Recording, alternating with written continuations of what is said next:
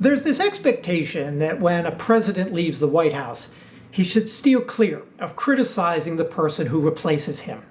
Was Barack Obama the very first president to break this unwritten rule?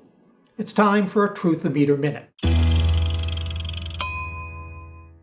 Hi everybody, I'm John Greenberg with PolitiFact, and today we're going to dig into the history of ex-presidents taking digs at the person who followed them into the Oval Office. Why do we care? Because President Trump retweeted this that said Obama is the first ex-president to ever speak against his successor. The tweet came after news that Obama got on a call with about 3,000 former staffers and said that the way Trump handled the coronavirus was an absolute chaotic disaster. You could imagine worse, but the fact is it was no compliment.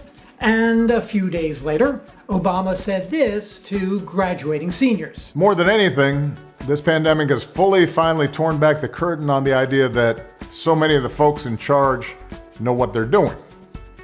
A lot of them aren't even pretending to be in charge. He didn't mention Trump by name, but it wasn't hard to read between the lines.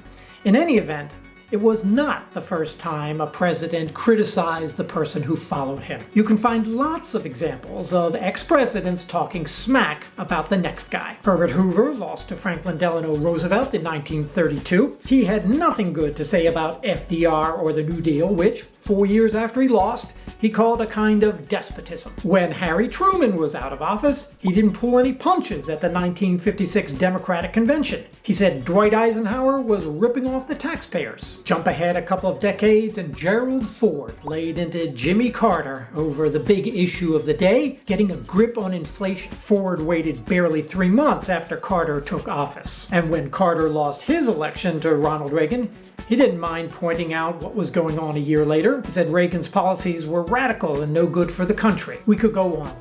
George Bush Sr. chided Bill Clinton for having the nerve to blame Republicans for his failures.